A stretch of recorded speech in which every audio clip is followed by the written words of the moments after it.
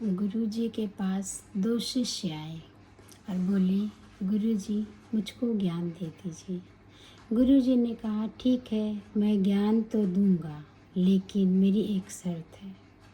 ये दो कबूतर हैं, दोनों लोग एक एक लेकर जाओ, जहाँ कोई श्वास ना चले और कोई आँख ना देखे, वहाँ इस कबूतर के गर्दन को कलम करके आओ। अब दोनों शिष्य उठाए और चल दिए। एक ने तो गली में जाके देखा कि यहाँ कोई नहीं देख रहा है, तो कैसे कबूतर के गर्दन को उसने मरोड़ दिया और गुरुजी से आकर गुरुजी के पास कहा, गुरुजी मैंने उस कबूतर का गर्दन कलम कर दिया। बोले, अच्छा गुरुजी मैं जीत गया। बोले, ठहर जाओ, दूसरे को भी आने दो। जब दूसरा आया, दूसरा कुछ दिन बाद आया ही नहीं। उसका इंतज़ार करते रहे तो शिष्य बोला कि गुरुजी वो अब नहीं आएगा, मुझे आप ज्ञान दीजिए। तो गुरु ने कहा, अभी रुको। कुछ दिन बाद 3 महीने बाद जब वो शिष्य लौट कर आया तो बहुत दुबला और पतला एकदम हो गया था। गुरु ने पूछा, क्यों बेटा, इतने दिन तुम कहाँ थे? बोले, गुरुजी आपने कहा था कि कोई आँखें ना देखे और कोई श्वास ना चले, तब इसका गर्दन कलम करना।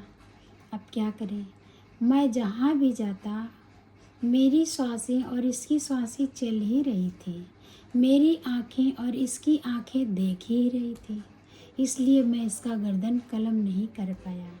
गुरुजी मैं आपकी शर्त को पूरा नहीं कर पाया, इसलिए आपकी जो इच्छा, मैं ज्ञान के लायक नहीं हूँ।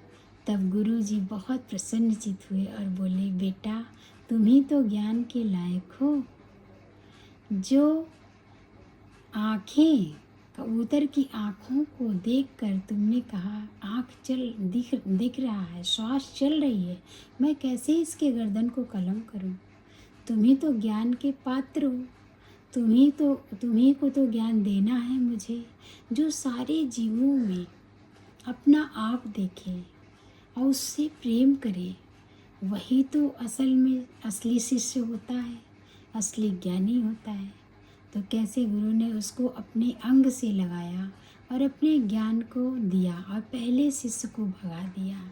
तो गुरु की अनंत शुक्राने हैं। गुरु जी बोलते हैं कि इसी प्रकार हम भी सब में उसी प्रभु का दीदार करें, सब में उसी शक्ति को पहचानें।